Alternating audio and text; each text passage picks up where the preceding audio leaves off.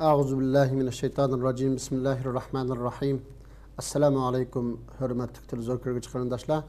İslam sual ve cevap namlıq programımızın yeni sani arqılıq sizler bilen yani yüz görüşdük. Bugünkü programımızın aziz mehmini Şarkı Türkistan Ulemalar Birliği Reis Vekili Ustaz Mahmudcan Damollam. Ben programın esasçısı Abdullahat Ucat. Damollam programımıza hoş geldiniz. Allah razı olsun. Hürmetli qarindaşlar, bugünkü programımızda Kurban Heyetini qandaq kütüp alımız, Heyet günlerini qandaq ötküzüş gerek, qandaq kişiler kurbanlık kılışı vacip degan haqlarda to'xtalamiz. Hürmetli ustaz, programımızın birinci sualdan başlasak. Endi inşallah Peyşembe günü Arap hükümüsü oldu.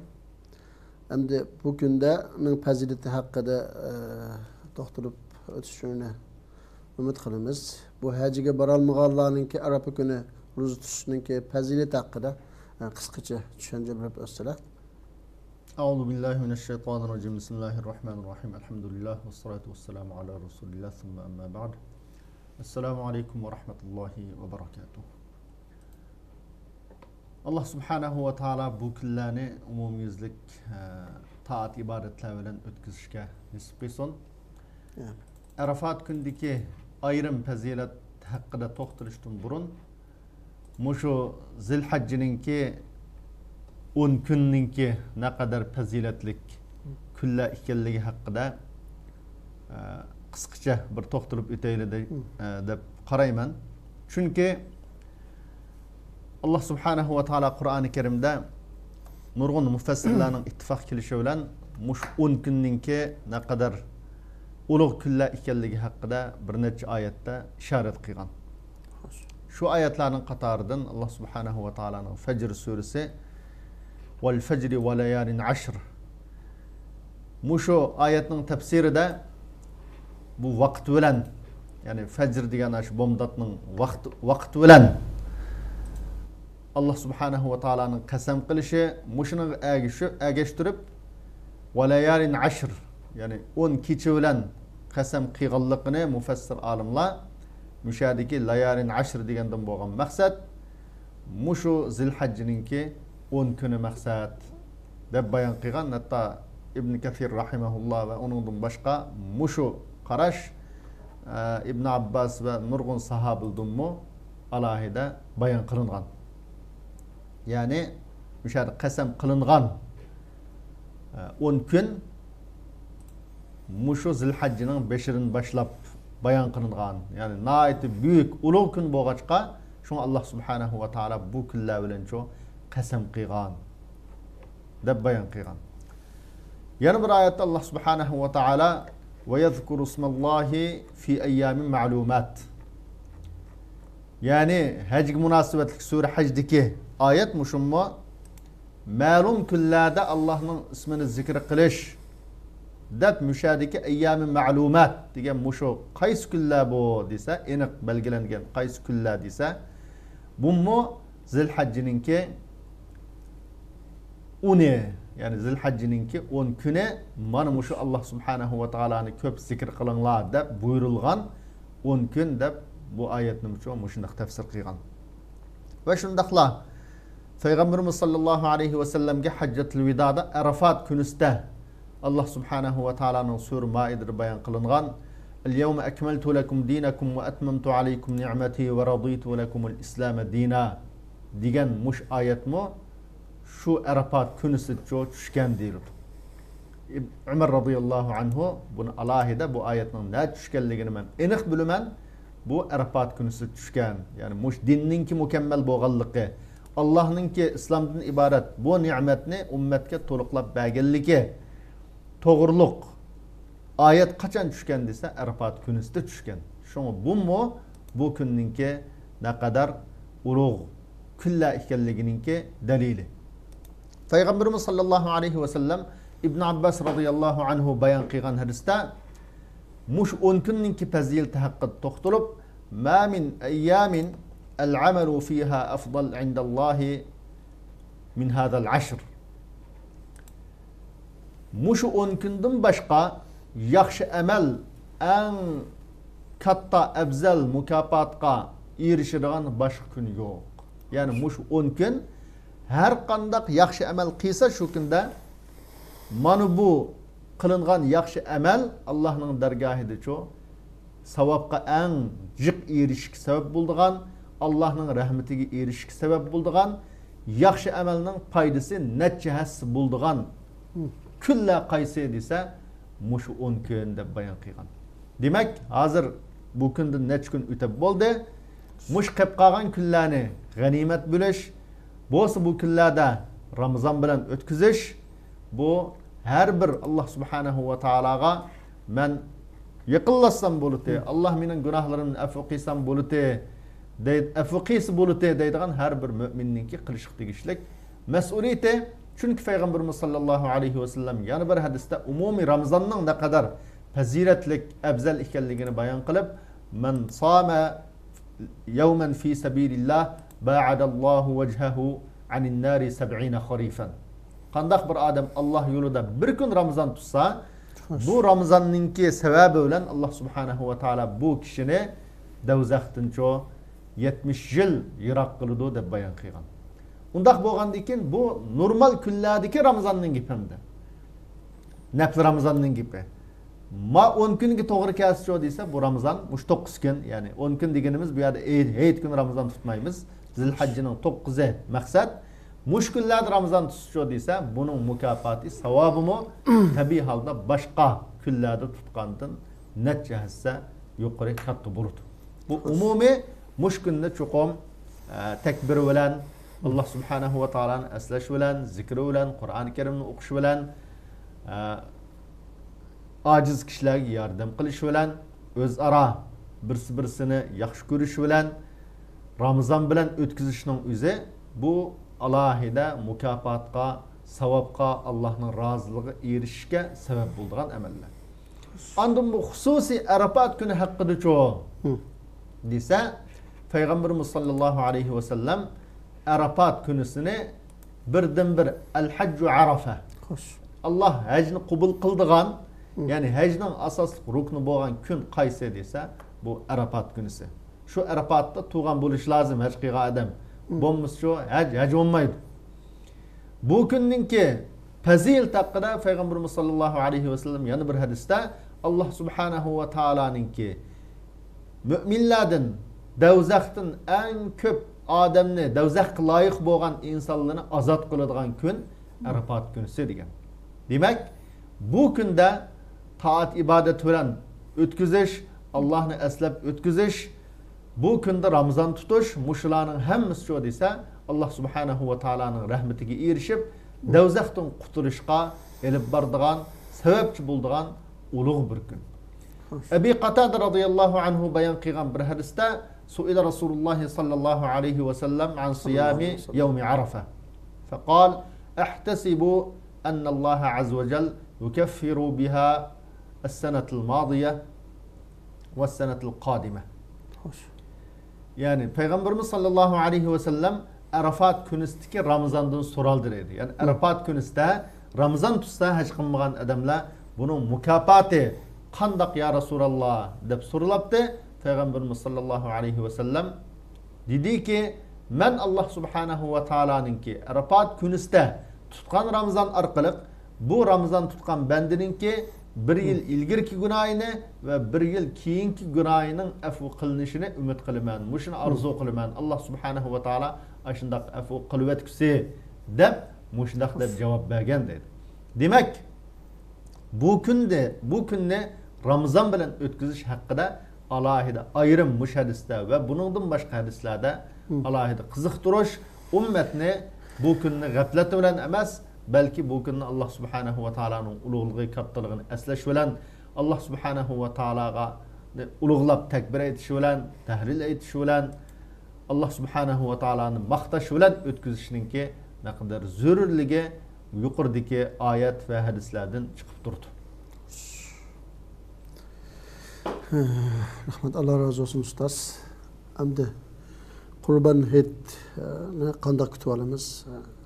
Yani bir musulmon bu hayit uchun qanday tayyorlik qilish kerak?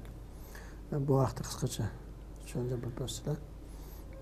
Birinchi bo'lib Alloh subhanahu va taolo Peygamberimizningki tutib magan yo'li orqali musulmonlarningki hayitninki ikki bo'lganligi. Yani ro'za hayiti bilan Qurban hayitninki musulmonlarning hayit ekanligini bizga bildirdi. Ve mush kunni alohida tabriklash bilan, alohida qutlug'lash bilan o'tkazishga tashabbus qildi. Biz musulmon degan qanday bo'lishi lozim desa, bunda qutlug'laydigan, tabriklaydigan kunlarni tabriklab o'tkazalaydigan ve shundaqla ciddi vatan uchun kurash qiladigan kunlarni bu kurash bilan o'tkazalaydigan. G'am qayg'u besib ketdi meni deb qat'iy qo'shilishni bilmay, har davom yig'lab yurish yoki har davom g'am qayg'uda yurishning o'zi insonni nurg'un yaxshi ishlarni qilishdan to'sadi. Bu insonni oxirisida balkim kasal qilib o'ltirishga, o insonning kasaldor, kasaljon bo'lib qolishiga sababchi bo'ladi. Bizning beshimizdagi musibatlar nihoyat jiq, qapiliqlar nihoyat jiq. Vatanimizdagi qarindoshlarimizningki qandaq ig'ir kunlarda yashayotganligini hozir tasavvur qilgani bo'lmaydi. Bu kunda biz hamda har doim g'am qayg'u bilan o'tab, hayitimizni hayit bo'lmay, masalan, başka hayatımız mı hayat olmayı öteş lazım mı dese yakında emas.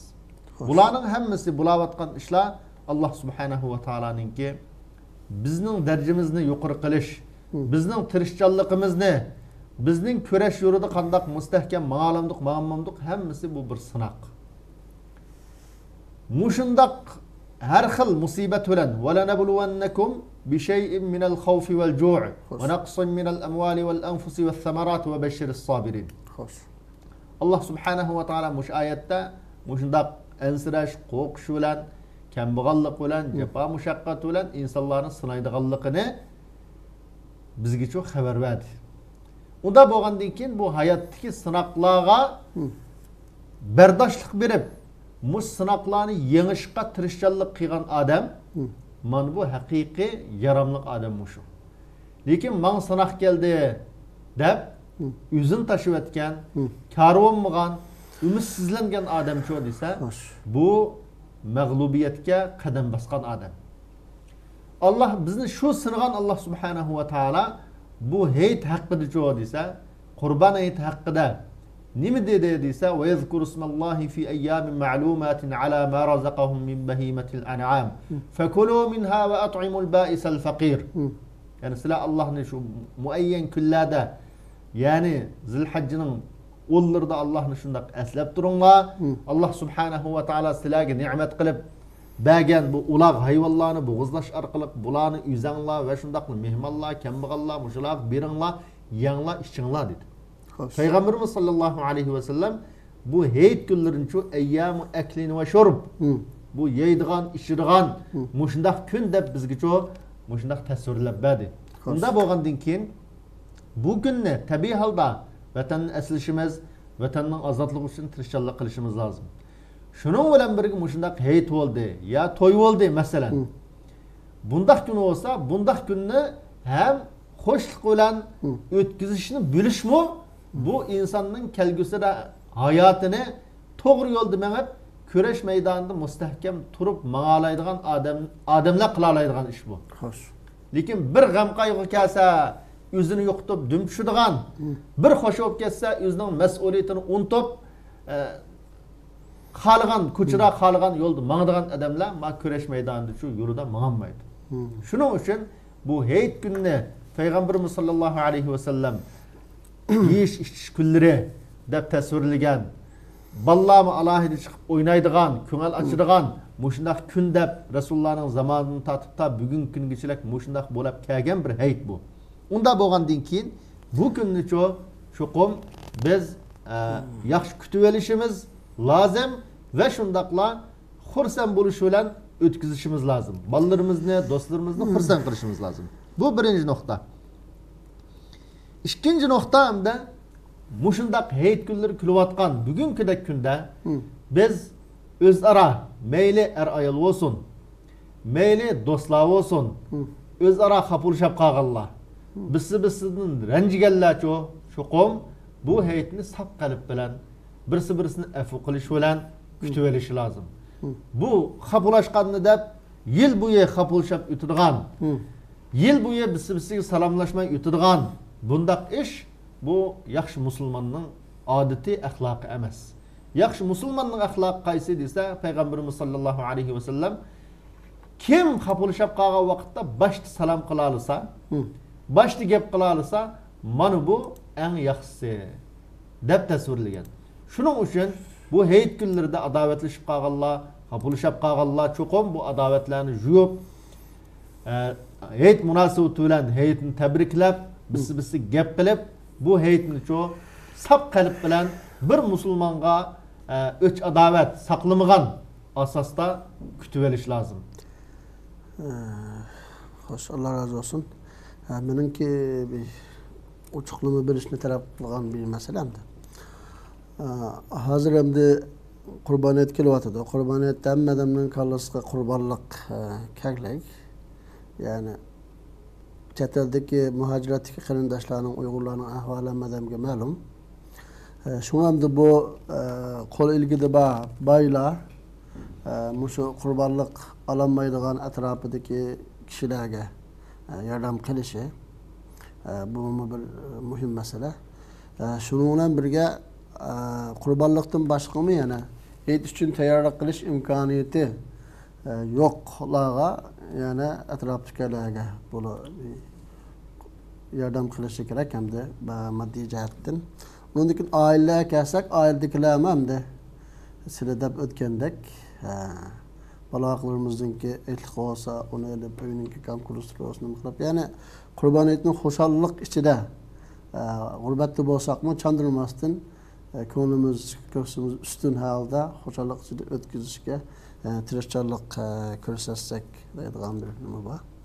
Tabii halde Peygamberimiz sallallahu aleyhi ve sellem bundak küllerde kemballah mesela hatta Aydul Fitr mesela heyette ignuhum fi zalikel yevm anis sual. Yani şu heyet günü de başkalarına ihtiyaç kalıştan, başkalarına bir nas sorap selişten kembagal kişilerinki bir hacet kılan ulanı. Yani soğuzmay turup bir anla dep alayda biz körsetken. Şunun için bugünküdek bu kurban heyetini kütüveriş harpısı da turuptimiz bundak güllerde çoğu yani bir hadis Peygamberimiz sallallahu aleyhi ve sellem heyit günüste en ebzel kılışık tigişlik iş kaysi ediyse birisi ulağlarını boğuzlaş yani kurbanlık kılış yani birisi köp tekbir etiş diyen. Demek kurbanlık kılışının üze heyit günüsteki en ebzel emelinin biri. Hoş. Onda boğandın ki kurbanlıkının ki göşü yetmegen kurbanlık kılanmaydıgan kişilerge nispeten bular göş yetkizиш kurban heyitini xuddi bayla kandak ötkizgen bolsa göş yap kembigallarmı aşındak ötkizalaydigan bir halatga yetişke tirishchanlik qilish her bir iqtisodi ba qo'l ilkidi ba odamning qilish tegishlik mas'uliyati. Ve şundaqla heyitde mesela heyitninki sünnetlerinin qatarından deydi alimlerimiz chiroyli kiyim kiyish. Bu chiroyli kiyimni qo'l ilkidi ba odamga kiya. Qo'l ilkidi yo'qlar qandaq qildi o. Ballarının kiyim kechakları ko'nrab qolgan bo'lsa, buni qandaq qiladi degan bir savol chiqib berdi. Shuning uchun her bir insan, her bir qo'l ilkidi ba qarindishimiz o'zining tunishlaridan bo'lsin, yaqinlaridan bo'lsin, jutlig'idan bo'lsin, aşındaq ballarığı kiyim kechak olib beranmagan yoki o'zi bir kiyimni yangishlanmagan, yangilanmagan, mushundaq o'zining do'stlari, og'aynilari, qo'lim qo'shnilarga bo'laqmi hijrat zaminida yordam qilish, ularning qalbiga xursandlikni kirgizish, mana bu müminninki qo'l ilkidi ba kishining qilish tegishlik mas'uliyati, majburiyati. Ular yetim ballar ba ularni unutmaslik. Meyli yetim ballı olsun, meyli ata anası ba, lekin o'zi kambag'al hamda. Yetim ballarımı Hamma odam yo'qlaydigan odam hali jiq chiqar ekan. Lekin bu yerdagi alohida bo'layotgan bir xafalık nima desa, ota-onasi bor. Masalan, lekin ota-onasi ishlasa, jiq ishlasa 2,5 ming TL ishlaydi.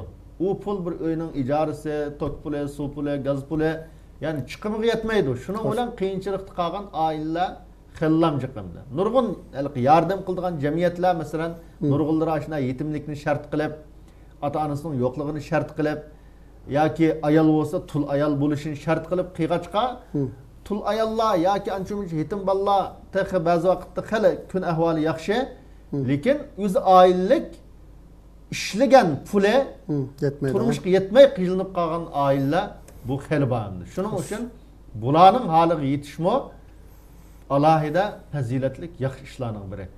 Sen akshi bo'lgan ekan desa, akshi bo'lsa-mu, har qancha ishlasa bu yerda qari ish qilgan odam, shirkat ishlagan odam jiq as 3,000 TL oldi ekan, masalan. Bo'lmasa 2,5 ming ya 3,000 jiq bo'lib ketsa. Bugungi sharoit asrida hamda 3-4 balasi bo'lib qolsa, xususan uyda ijara o'tiradigan bo'lsa, yetmaydi u pul. Yetmaydi. Yetmagandan keyin mush kishilarnimi? Chunki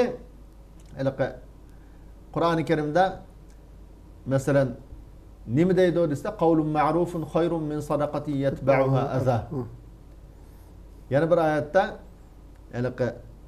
sail bilan nimaning farqini ayirib, faqir, miskinning farqini masalan birsi kishilardan so'rayalaydigan, mening bunda ehtiyojim bor deb deyalaydigan, masalan yetim bola deyalaydi, u ayb emas unga nisbatan. Shunday qilib tul ayollar deyalaydi, mening erim yo'q, menchi balam bor, men bunda ehtiyojliq deb deyalaydi u. Lekin oilik bechorcho desa, o'zi har kishi u nurg'un gapni deyishdan hayo qiladi. Hayo qilib shuning bilan cho'andan deyolmaydi, qarasa uning kuni balkim nurg'un yetim ya tul ayolninkidan ig'irimdi. Ig'ir musibatlik. Shunga la yasaluna an-nasa ilhafa deb bir oyat bor. Bu yaxshi odamlarningki odat nima desa, bular kishilardan voy ba deb haqning pochig'i eslab olmaydi deb shu salaflardan bir qiziqarli bir gap deyildi bu shaqda. Bir tilamchi gapdi. Bir odamning ishkini qiqibdi. Ishkini qiqib ekan, ishkini ochib, ha desa, "Men bir narsa ba Alloh yo'lda" deb ekan, desa, o odam bamibdi. Hozir bir narsa yo'q menda deb bamibdi. Bamisa tilamchi debdi-da. "Wa fi amwalihim haqqun lis-sa'ili wal mahrum." Bu iqtisod egallarininki mol mulkida bunda so'rg'ichilarga, mahrumlarga bularning haqqi bor. Qani unda so'rg'ichilarga biznes beradigan odamlar qani? Na ketgan unda odamlar deb oyatni o'qib ekan. Shuni ular o'yning egiz javob berib, ular la yasaluna an-nasa ilhafa. Ya'ni kishilardan bundan majbur bersan deydigan odamlarning yo'qishi bilan tang. Ularmi ashundaq so'rab boqchi berdiganlarmi shu yo'qab ketdi deb ashunda deb javob berib ekan deydi. Demak, ma odamlarcho ashunda tatunib, xijil bo'lib so'ranmaydi. Unda bo'lgandan keyin mushunda so'rayolmaydigan ehtiyoj egallarininki holiga yetish bu nihoyatda cho'ng fazilat. Xo'sh, endi mushahada yana bir narsani eskartib qo'ysak, bizningki Sharqiy Turkiston ko'k hilol jamiyati shu qurbonlik qilmaydiganlarga qurbonlik taqtish uchun e'lon chiqadi. Qurbonlik qilmaydiganlarga yordam qilishni yoki shu faqirlarga, miskinlarga, yetimlarga yordam qilishni xohlagan qarindoshlar shu Maviylar jamiyati bilan, ko'k hilol jamiyati bilan aloqalashsa, inshaalloh unda bütün faqirlarning, yetimlarning hammasiniki listasi bor. Shuningdek, ya'ni kimningki bakroq ehtiyojli unum yaxshi bo'ladi. Inshaalloh Mevlamninki yaxshi amallarini Alloh qabul qilsin. Ikkinchi savolga kelsak, endi Qurban hayit namoziga chiqishdan burun nimalarni tegishli, qaysi ishlarni qilishga tegishlik, bunun sunnatlar qaysi bu haqda qisqacha tushuncha bersizlar. Qurban hayitga chiqishdan burun, namozga chiqishdan burun cho'qim shu kuni bo'lsa pokiz juyinib, yangi kiyimlarni kiyib, er kishilar atir ishiltib, chiroyli furoq bilan chiqishi lozim. Chunki Payg'ambarimiz sollallohu alayhi vasallam juma kunida, hayit kunlarida yuyinibdi. Bulap mahet Cuma günü doğru geldim. Cuma günü doğru kalgandan keyin, doğru kelgandan keyin bu ikili sünnet icra kılındı. Yuyunuşning o'zi hem Cuma günü üçün, hem hayit namazı üçün çoqum yuyunup pakiz bulap Sharq Turkistonlikqa loyiq bo'lsa do'ppilarimizni kiyib chiqarsak tek yaxshi. O'zimizning Sharq Turkistonlik ekanligini namoyon qilgan asosda hayit namozga chiqishimiz lozim. Bu birinci qilishga tegishli ish. Ikkinchi ish alohida ko'ngil bo'lishga tegishli masala takbir aytish masalasi. Bu hayitninki sunnati, hayit umumiy bu 10 kun ichida umumiy Zilhajja kiriblam takbir aytish mashru' yo'l qo'yilgan ish. Xo'sh. Har qanday vaqtda hatta Ibn Umar radhiyallohu anhum va Abu Hurayra radhiyallohu anhumlar odatda bazog'i verib mushkullarda avozliq takbir aytdi. Shuningdek bütün bazodagi kishilar shu bularning takbiriga ergishib Allohu akbar, Allohu akbar, Allohu akbar va lillahil hamd deb mush takbirini mushunaq to'laydi deb hadislarda kelgan. Hozir jiq odamlar umumiylik tashlangan bir sunnat deyishga bo'lgan holat shakllanibdi islom dunyosida. Faqat Arafat kunisi xos u. Arafat kunisi bomdod namozi bilan boshlanadigan takbir u ayrim dalil bilan kelgan shu har farz namozdan keyin takbir aytish masalasi bu ayrim bir ibodat. Lekin mush 10 kun ichida umumiylik har qanday vaqtda takbir aytish shu buni asli qilish tegishlik mas'uliyatdir. Vel tukabbirulloha ala ma hadakum ve la'allakum tashkurun. Allah subhanahu ve taolaga alohida takbir aytishga buyurilgan. Hem shundaqla Allohni zikr qilishga buyurilgan kunlama bu. Bunda bo'lgandan keyin masalan hozirdan boshlab har qanday vaqtda masjidga kirgan chiqqan vaqtida o'ylarimizda takbir aytish bu yo'l qo'yilgan qilishga tegishli bir tashlangan sunnat hamda. Jiq musulmonlar buni ijro qilmaydigan. Bununla alohida o'zimizni ko'ndirishimiz, odatlanishimiz lozim takbir aytishga. Allohu akbar, Allohu akbar, Allohu akbar va lillahil hamd. Eng bo'lmi deganda mushananda. Boshqa nurg'un takbir siyg'alari bor. Lekin hadisda kelgan siyg'i mushu va boshqalarim bor hadisda buningdan boshqa kelgan. Lekin eng qisqasi mush takbirning bo'lsa shu deyishga odatlanish bu bizning mas'uliyatimiz. Xo'sh. Hayit kuni esa demak bu takbir bilan chiqishimiz lozim masjidga. Birinchi yuyunish, pokizlanish, yuyunish, pokizlanish, ikkinchisi takbir bilan cho bo'lsa, maldikilan masjidga chiqmay, sal jiroqroq yerga berib, takbir to'lab berish, mana bizning vatanda mush odat bor. Men shundaq eslayman, jamoat to'lab, har 1-200 metr minib, yo'l to'xtab Allohu akbar deb takbir to'lab, yo'g'on jamiga chiqib, mushunda hayit namozini o'qiydiq. Lekin bu chet elchilikda bu odatlar tugab ketgan to'di. Xo'sh. Unda bo'lgandan keyin mush takbir aytish odatini tirgizish, takbir bilan masjidga chiqish bu ikkinchi qilishga tegishli ish. Uchinchisi nima deysa, masjidga borgan vaqtda amal qilibcho piyoda minish. Piyoda minish bu mush hayit namoziga chiqishninki sunnatlarining biri.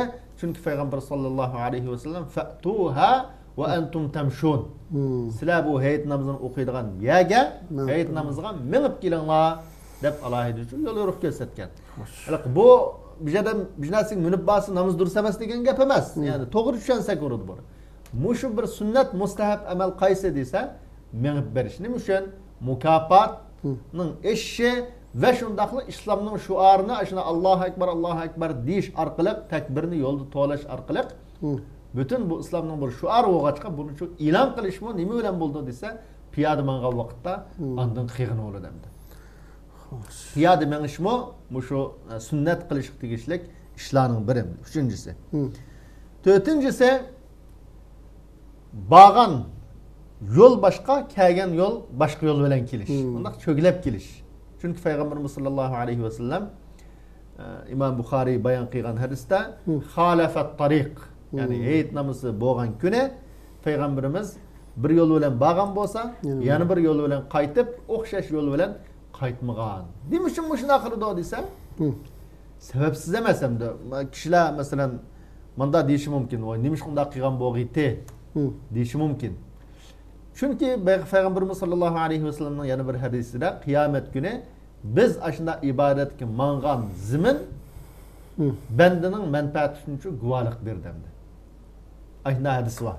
Ya'ni bandaning manfaati uchun sajda qilgan urullar masjidga mangan vaqtdagi shu yo'llarcho guvohlik berdi. Shuning uchun ayrim ya bilan mansa ayrim zimincho guvohlik berdigan gap qiyomat kuni. Shuning uchun ayrim boshqa yo'llar bilan mengishmo shu kunda qilishlik tegishlik sunnatlarning biri. Beshinchisi imom bo'lganlarga nisbatan bu yerda biz imom emas qo'yamda. Imom bo'lib qolgan odamlarga nisbatan namozning vaqtidan chiqib darhol chiqqandan keyin namozni boshlash. Ya'ni bu yerda keyin o'qiydigan yo baldu o'qiydigan mana nafl namoz yo'q endi. Nafl namoz yo'q. Shuning uchun imom bo'lgan odam darhol shu namozning vaqti kelganda chiqib darhol namozni boshlash lozim.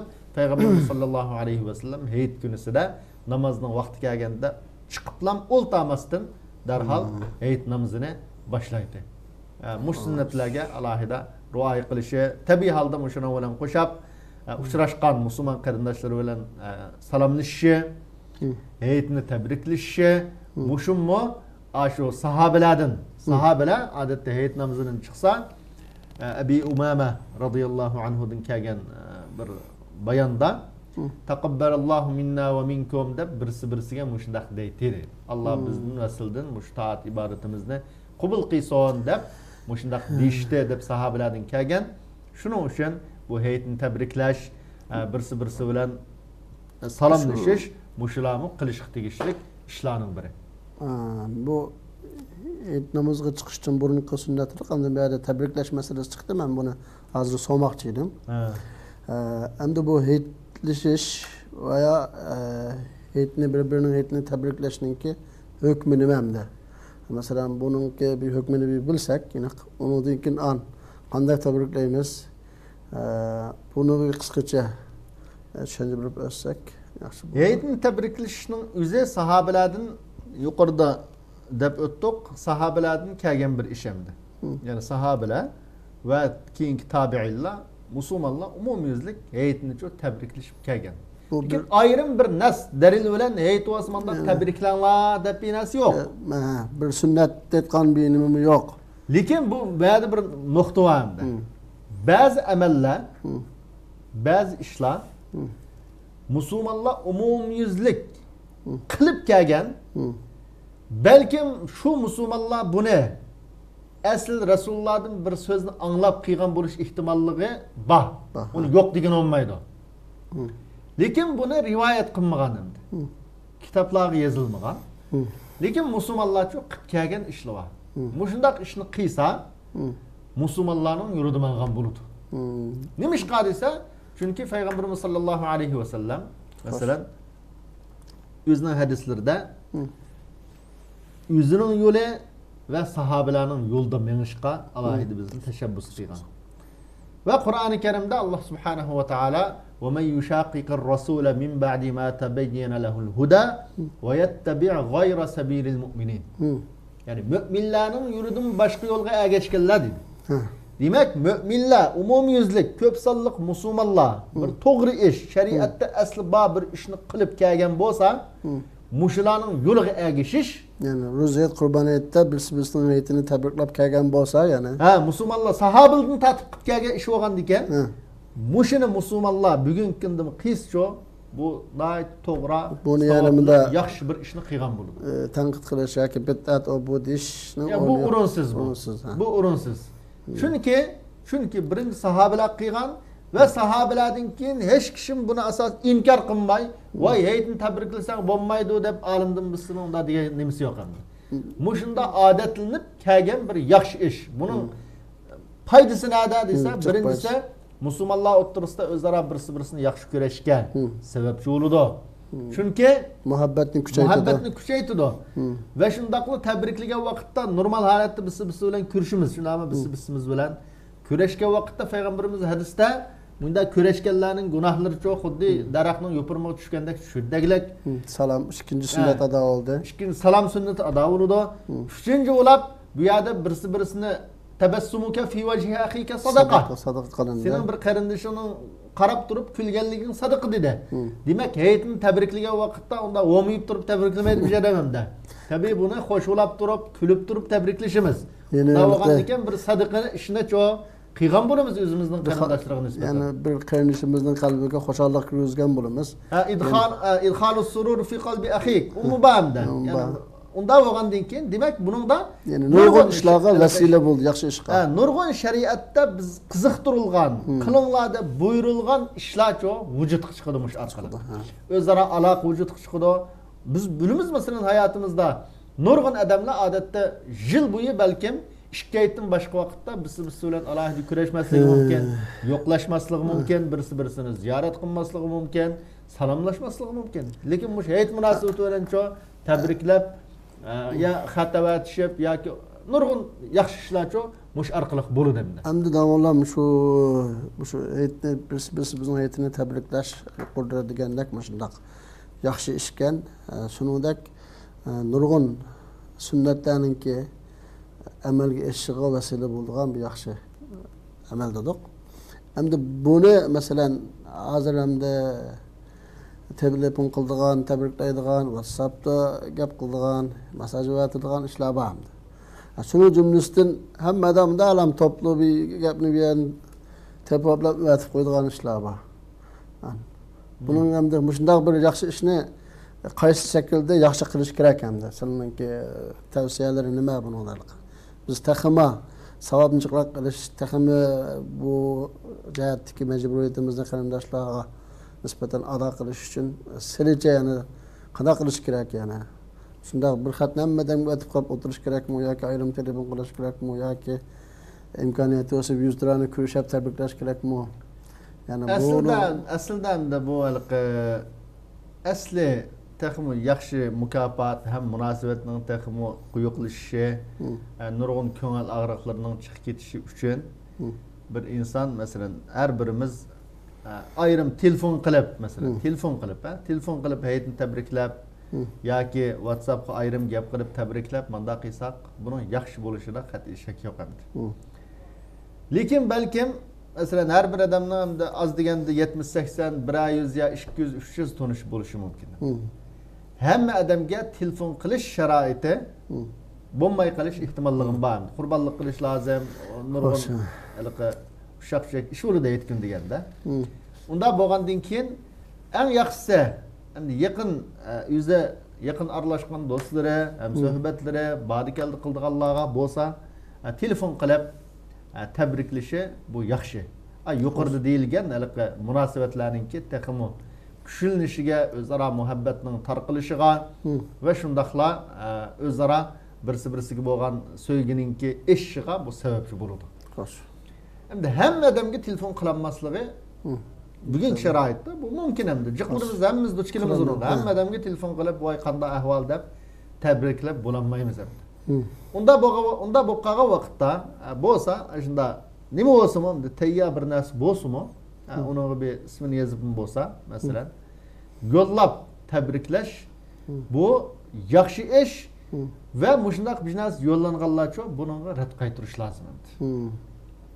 Bir odam tabriklab bir narsa yo'lladi, uningdan keyin topshirib olgan odamning mas'uliyati nima desa, xuddi va iza huyitum bi tahiyatin fahayyu bi ahsana minha aw rudduha.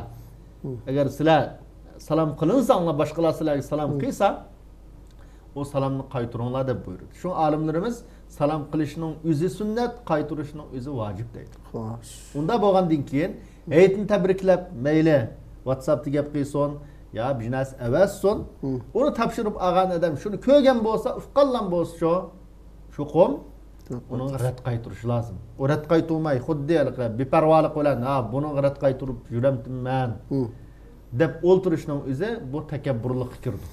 Shuning uchun ma'nosliga alohida diqqat qilish lozim. Ufqanmay qolib qolsa endi. Masalan, ufqanmay qolsa, ya ismi yo'q odam telefonda masalan. Manda o'p qilib, ani tabriknomasini ko'ranmay, ondan kechikib qolib, uqmay qilib qolsa, bu Alloh cho'qim afu qiladi. Xo'sh. U bu sahvallik ham uqmay qilishning o'zi bu umumiy yuz beradigan ish hayotimizda. Unda bo'lgandan keyin uning qartayimda men rad qaytuvimdi deb qabul qilmasligim lozim. Biznes avatgan qarindoshlar uqmay qilish ehtimolligi bor, lekin uqqanligi odam cho'qim rad qayturishi zarur bo'lib qoladi. Xo'sh. Xatni topshirib olgandan keyin. Allah razı olsun. Endi abim deb o'tdik azroq. Bu qanday kishilarning qurbonlik qilishi vojib endi. Bu haqda qisqacha tushuntirib bersanlar. Ya'ni bir qanday kishilar qurbonlik qilishi kerak, vojib bo'ladi. Yana biriga qaysi kungacha qurbonlikni qilib bo'lamiz. Buni bir aniq to'xtatib olsak. Birinchi qurbonlik qilish vojib bo'lgan kishi olimlarimiz buningda hammamiz bildigan shartlar var. Aqlli bo'lishi, musulmon bo'lishi, mukallaf bo'lgan bo'lishi, buni asosi musulmonninki jiqlari bo'ladi. Buningga qo'shiladigan shartlar birinchisi ash qurbonlik qilmoqchi bo'lgan shaxsda bo'lishi tegishli shartlar var.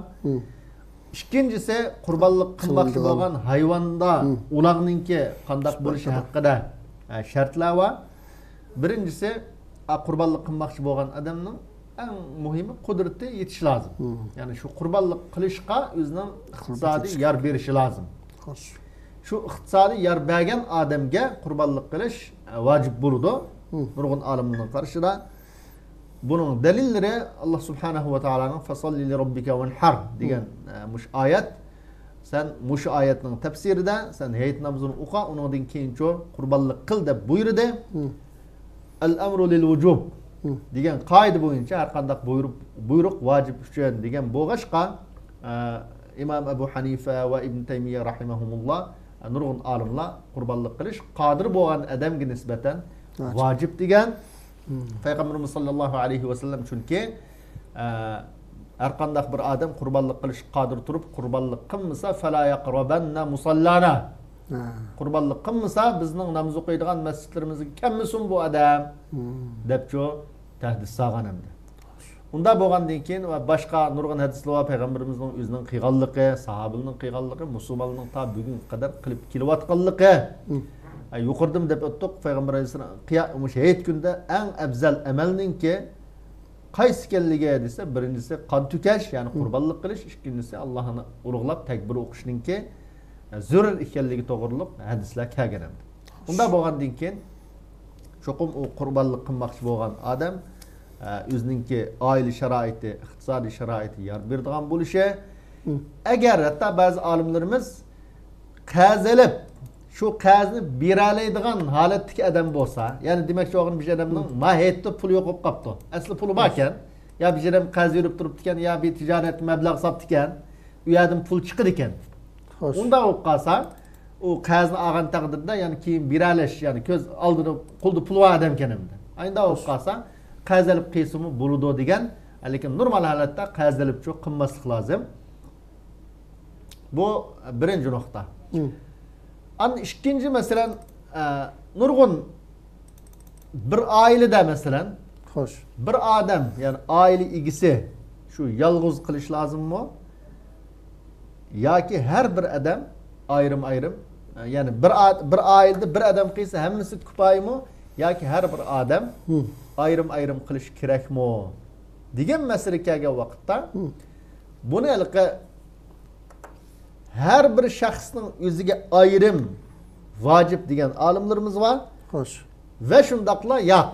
Her bir ailege vacip degan olimlarimiz var. Xo'sh. Bazı musulmonlarninki her bir ailede mesela adam cho'nglan bo'lsa, yani balog'at ketgan sharoit bo'lsa, mesela bolasi, dadisi bo'lnin qilish jo desa, her bir adamning gadiniga tushgan ayrım qilish tegishli ibodat bu deb tunigan bo'lg'achqa, shu shunday qildimda. Umumiylik bir aile mesela birini qilish masalasi Bara ibn Azibdan deyman hadislarda kelgan. Nima biz Rasulullahning zamanında bir adam o'zi ve ailesidan shunda qurbonlik qildi. Yani o'zining nomida ve ailesining nomida qurbonlik qildi degan hadis var. Mush hadisga asosan va shundaqli payg'ambarimiz sollallohu alayhi vasallam o'zi va oilasi uchun va ummat uchun deb qurbonlik qilgan edi. Mush hadislarga asosan bir oila egisi agar bolalarninki iqtisodiy uyi boshqa bo'lmasa, bir uyda bo'lsa, bir oila uchun bir qo'yni tuvan bo'lganda yuqorisi kala tugi qiysin maylamda eng tuvani birni qiysimı bo'ludi degilik. Shuning uchun hech bo'lmadi deganda bir qo'yni qurbonlik qilish lozim. Mushuning qo'shib hamda sharoit balachu yuqorida deb o'tgandek, ashundaq qilinmaydiganlar qurbonlikning go'shi yetmaydiganlarga nisbatan alohida g'amxo'rlik qilishi, go'shni yetkizishi, shu bir qo'ydan hech bo'lmadi deganda bir qismini bo'lsa kambag'allarga berishi yoki sharoiti bo'lib qolsa jamiyatga berish orqali bir qo'yni butun Alloh yo'lida qurbonlik qilib berishi bu nihoyatda katta muhim amal. Bu shaxsiy qarta hamda. Qurbonlik qilinadigan uloq qartacho desam, payg'ambarimiz sollallohu alayhi vasallam bu ularninki alohida haddidan ziyoda ayiblik bo'lishi bu qurbonlik yarmaydi deb ko'rsatgan. Xo'sh. Mayli bu ayib ma'lum a'zolari kesilib ketgan bo'lsin. Ya qo'rg'i, ya puti masalan. Yoki bo'lmasa hatto ko'zi ko'r, toko, quloqlari kesilgan mushundaq bo'lsa-mu bo'lmaydi deb bayon qilgan. Xo'sh. Ondan yana birisi haddidan ziyoda masalan yesh kichik kal bo'lsa, masalan yeshigi to'shmagan, 2 yoshga to'shmagan bo'lsa, bu kalning dursa emas. Qo'y bo'lsa, eng tuyon bo'lgan 6 oy lekin semiz bo'lish lozim. Bo'lmasa 1 yosh, 2 yoshlik bo'lishi lozim. 6 oylik qo'yni durusdagilik olimlarimiz sharti nima desa, resmi go'sht chiqadigan semiz bo'lishi lozim. Kichik masalan go'shtmi chiqmaydigan anda o'riq naslni qurbonlik qilishga bo'lmaydi. Shunga hayvonni elishdimi, o hayvon sog'lommi, kasalmi yoki ma'lum uningda bir toko yoki ko'z ko'rmaydigan manda bir aybi bormi, yo'qmi, shuning qarab ondan elish lozim. Endi mushunga munosabatlik yaqinda bir gap so'zli bo'ldi. Hem so'raldik. Bugun bomdatdan keyin mendan bir hukumat so'di bu masalani. Men qurbonlik qilishim kerakmi yoki boshqa qutqizish tegishlik musulmonlarga yordam qilishim kerakmi? Hozir men majallayendimi Facebook'tan bir so'rabdi. Degan bir savolni bugun bomdatdan keyin bir qarindishimiz so'rdi. Uning oldirimiz so'ralgan bu vaqtdagi masala haqida. Bu yerda biz umumiy bir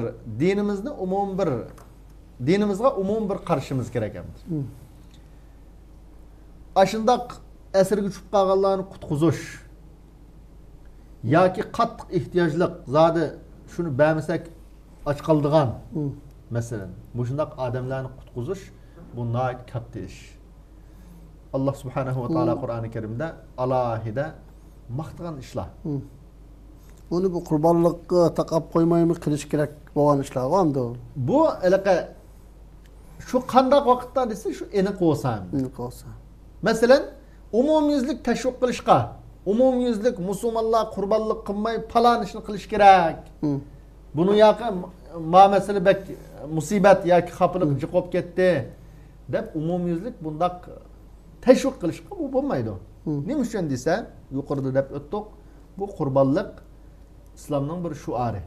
İbrahim Aleyhisselam'ın sünneti. İbrahim Aleyhisselam'ın tatip yol koyalgan. وَفَدَيْنَاهُ بِذِبْحٍ عَظِيمٍ deb Allah Subhanahu wa Taala şu balını öldürüşünün ornuğa çoğun bir qo'chqarni Allah Subhanahu wa Taala bergan. Demek bu yerda şu vaqtdan tatip ta bugunga qadar hamda musulmonlar qilib kelgan bir ish. Ve şundaqlı Peygamberimiz sallallahu aleyhi ve sellem hayit günüsteki en ebzel iş qaysi ediyse aş qurbonlikni qilish. Qur'oni Karimda vel budna ja'alnaha lakum min sha'airillah.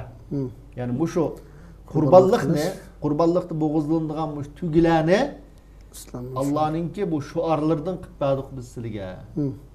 deb buyurdi. Hatta şu ayetning oxirida "Lan yanalalloha luhumuha va la dima'uha, walakin yanaluhu at-taqwa minkum."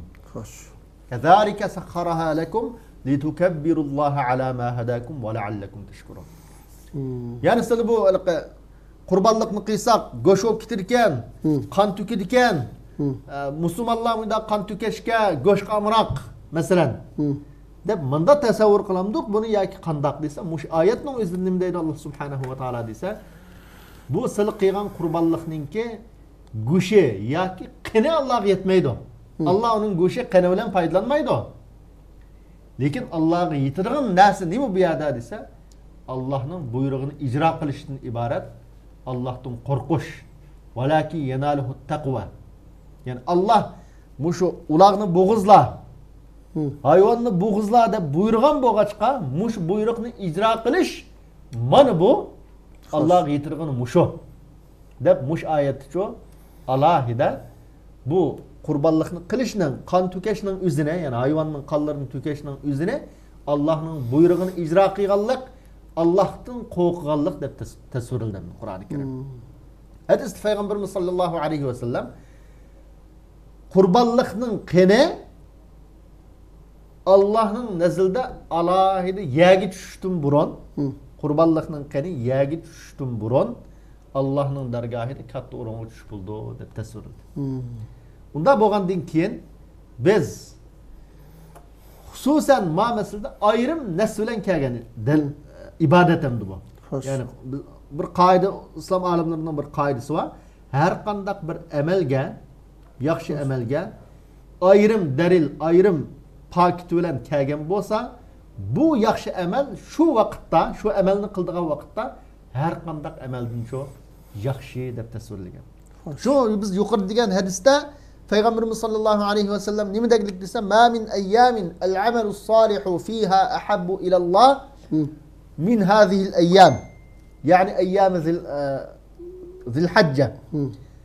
قالوا يا رسول الله ولا الجهاد في سبيل الله قال ولا الجهاد في سبيل الله إلا رجل خرج بنفسه وماله ولم يرجع من ذلك بشيء. Demek bu günde en yaxshi amal yani yaxshi amalning qaysi mush 10 kunda qilingan, yani 10 kunda qilingan yaxshi ishlardan boshqa hech qanday afzal yaxshi ish yo'q dedi hadis Peygamberimiz. Sahabalar qopib ya Rasululloh hatta Alloh yo'lida jihad qilishmi bu kundagi yaxshi amallarga tankilanmamdi debdi. Alloh yo'lida jihadmi bu kundagi yaxshi amalga tankilanmaydi. Lekin bir odamning amali buningga tankiladi, buningdan eshib ketadi. U qaysi desa Alloh yo'lida jihad qilishga o'zining meli jenni atab, melidanmi ayrilib, jendanmi ayrilib shahid bo'lgan odamning amali buningdan eshib ketadi. Lekin jihadga chiqib ekan Allah şehitlikni nisib qilmay yenib kelgan odamchi desa, ma kundagi yaxshi amallarga tankanmaydi u odamning ishi deglik emas. Mushundaq bo'lg'achqa, shuning uchun biz qutqizish tegishlarni qutqizishga tirishchilik qilishimiz bu zarur. Gadirimizdagi mas'uliyat. Lekin buni qurbonlikning o'rniga mushuni qilsak bo'lamdi yoki qurbonlik qilgandek bo'lamdi mushunda qilsak desa, yo'q, unda qilsak bo'lmaydi. Qurbonlik ayrım bir amal, ayrım bir ibadet. Allah buyurgan, ta'kidlangan, İslamning shuari deb atalgan bir amal, yaxshi amal. Undaq bo'lg'achqa bu ishni ayrım qilishimiz lozim. Anicho, uningga tirishishimiz, kuch chiqarishimiz lozim. Bu birinchi nuqta. Ikkinchi nuqta, texe nurg'un kuchaldi, nurg'un ishlar bo'ldi, nurg'un iqtisodlar yig'ildi. Biz bo'lib 5 adamning qutulib pul bilan chiqqanligini hozirgacha bilmadik hamda. Buni yoq bilamiz inshaalloh. Chunki bu bir ular bir qanday ada desa, bir terrorchi ya davlat emas, ya hech nima emas, ayna bir qari kuchning qo'lidan. Xo'sh. Uningga pul yurib qo'ylab ketgan ishlar va hatto pul yurib chiqib keyin tutib qolgan ishlar va haliqa mundaqcha aytganda nisi bir ishimda. Bo'lishi mumkin va shundaqla bo'lmay qilishi mumkin ham. Agar zada aniq hozir bir yerdan ayni asrda turmadi deylar, zolim turmusida. Aş turumunu başkurduğanlar ya şu erkek ems madem üçün 10 bin dolar eke ya 20 bin dolar eke madem çıkıdı. Dilgen bu seti enek uçakta biz tamam mayel muş bir katem zaten biz maaşlak Müslüman ya 100 edem ya 50 edem pulumuzu jıgıplam abijeden 10 bin dolar pul getirirken kutkuz vallahi kurbanlık kılmasa kılmaylı mayel deysek bu ayrım meseleydi. Lekin bu yada onda bir işim yok hem de. Enek zaten pulunu jıkandan keyin madem muş pulunun bedeliga çıkıdı deydigan ahval yok tekiçilek hem. Unda olgandan keyin teki yok bolgan emilileşişi enik bolmagan mandak bir yaxşı işini dep naq bolgan ma qurbanlıktaki mukafat ecri mukafat savap hem müşahidim nurgun yaxşı kembagallığı var nurgun qurbanlık kılanmaydıganlığı var bu naq işemde buna şu Allah subhanahu wa ta'ala peygamberimizin til arqılık muşu qurbanlık kılıngan kan yagi düştün burun Allah'ın dergahida bop buludu şu yagi tuş buldu degenden keyin hem en yaxşı emel heyet günüse qurbanlık kılış degenden keyin ma işni qilishimiz lazım. Qachoniki ayş naqlissa zat aşına bir şarait qo'limizga kelsa pulni hajlasak 5 ming dollar ya 10 ming dollar bersak manchadam chiqadi o'rnisa. Deydigan bunun ya bir devlet igolap mesela.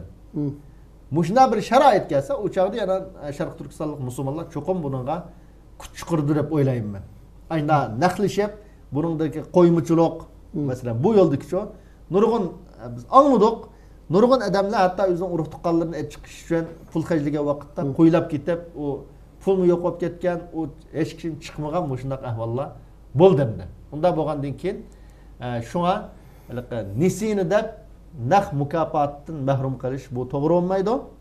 Qachoniki boshqa ishlarni naqlasa uning yana cho'qim Sharq Turkistonlik muhojirlar, musulmonlar pul chiqarib qutquzishga chunki qurbanlik desak qurbanlik jihos 300 dollar vaqt kelsa 300 dollar hajlab qurbanlik qila olgan odam yana aishqimi agar ashunda ishindigan zodi bu pulning natijasi bo'ldigan bir yo'l oshkor bo'lsa cho'qim 500 dollar chiqarishga albatta qodir. İnşallah. Hozir o javob berib bo'ldik deydi asosan. Yani bir birodarimiz so'rabdi. Shu bir hamda korona yuqumini keltirib chiqargan vaziyatning ig'liqini ko'zda tutib kishilar qurbonlik qilish kerakmi? Debdi. Buning hozirgi vaziyatda hamda qurbonlik qilishdan boshqa to'y turkumga boryotdi millat. Ashxonalarda tiqma o'tirib tomoq yeyotdi. Nurg'un ishlarni qilyotdi. Shu hamda qurbonlik qilishni qilmaslikni uningga bahona keltirish. Bu halqa ba'zi masalan hozir Abtuzda hammadan chiqar ekan hozir. Abtuzda men faqtoq, Abtuzda faqat masjid qapti halqa. Masaf qo'yash, arliq qo'yash lozim degan qonun yoki yo'l yo'q. Masjidda amal qilinib o'tibdi. Masjidga ham yaxshi odamlar bo'lgan ekan. Masaf qo'yib namoz o'qilyapti. Lekin boshqa mayli metroda bo'lsin, mayli Abtuzulda bo'lsin, u ish yo'q. To'yildi yo'q, ashxonaldi yo'q, ashuna bo'layapti endi. Unda bo'lgandan keyin lekin diqqat qilish lozim.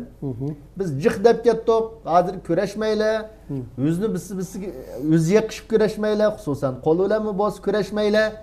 Da'vatimiz lekin kunab qoldik endi. Ya'ni qo'l tanglab odamni xijil qilib, mushuna qilgan ahvollar bor jamiyatimizda. Lekin shu ishlarga diqqat qilishimiz lozim. Körəşməyi turuşumuz lazım. Bəziler onda deyirsə, vay Allah'ın takdiri o, takdirga işenmemler deb qo'ydi ekan taqa. Şu Allah'ın takdiriga ishonganlikdan qilayotgan ishimda.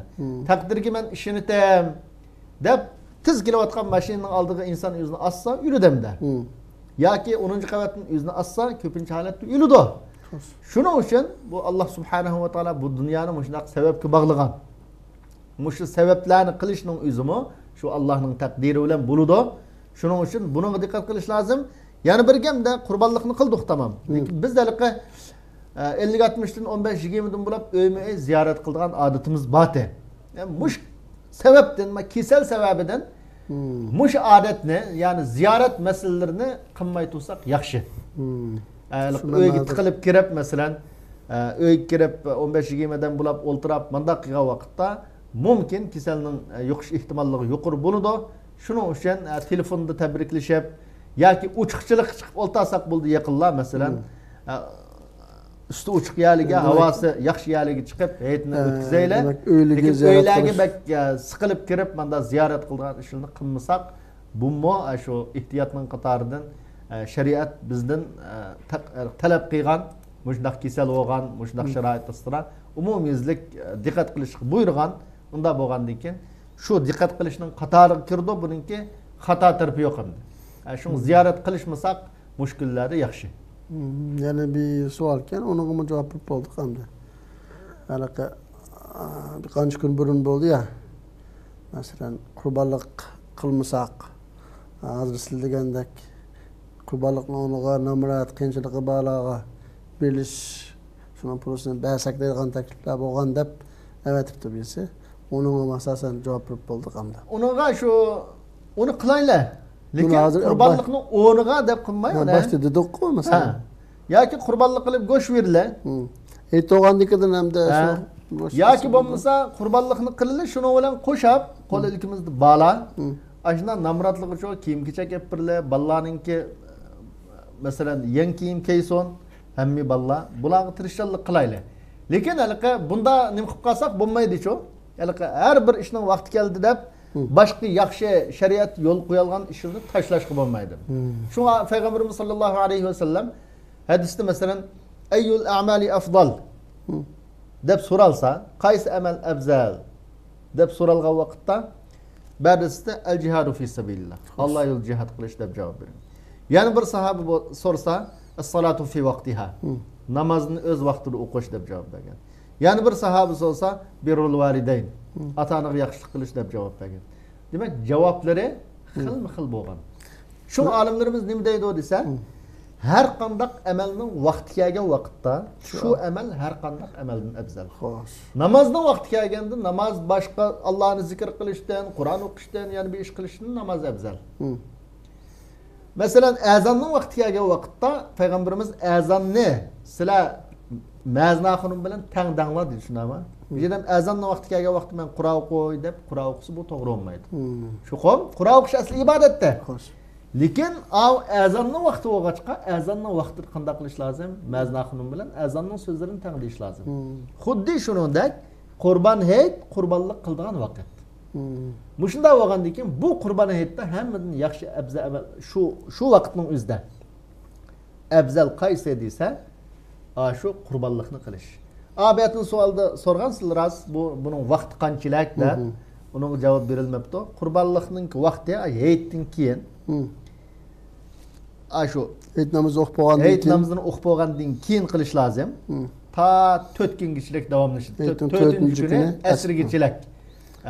Kam yo'l tutgan vaqtda, nimasi shu hamda asrgachilik qurbonlik qilsa, shu qurbonlikning 10 bo'ladi, uningdan burun ya keyin qalsa bu go'sh bo'ladi.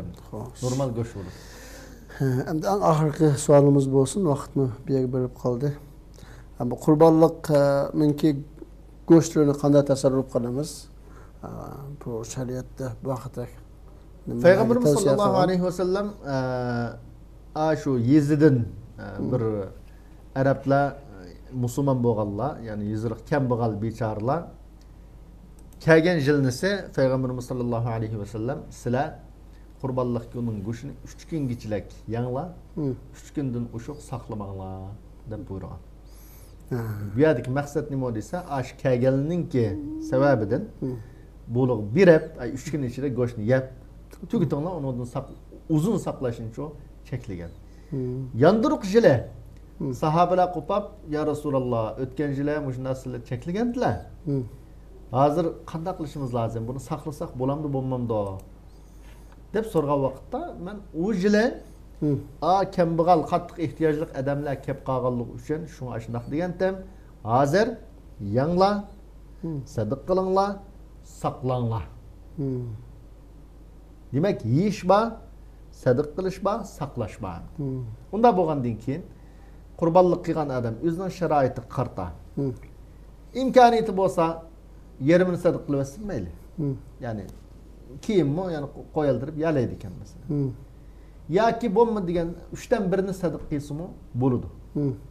Ondan o'zininki kambag'al yoki yakın dostları, koşulları bilen yermine mihmanga berip, pişirip yesin bulut. Ya ki bir kısmını sadık kılıp, yani azraqını, qağımını yüze ve balları Üçten birinin azraqını mesela. Üçten birinin azraqını sadık kılıp, qağımını yüz hisimi duruz. Şunun için bu kem bunun demesi yolu. Azraq sadık kılıp şerait tüvelle sadıkını azraq kılıp qağımını yüze ve dostları, koşulları yiyse bulavurdu. Şeriatta onunki çeklimisi yok. Saklap yiyisimi meyle Peygamberimiz müşahediste saklaşkımı ruhsat kıygan. Evet, programımız müşahede ahırlaştıraylı. Hürmetli qarindaşlar, bunun bilen bugünkü sual ve cevap namlıq programımız ahırlaştı. İnşallah kilerki bilimini dökülüş ümidi bilen hamınlarını Cenab-ı Allah Teala'ya tapşırdık. Hayırlı hoş aman bilunlar. Esselamu aleyküm ve rahmetullahi ve berekatuhu.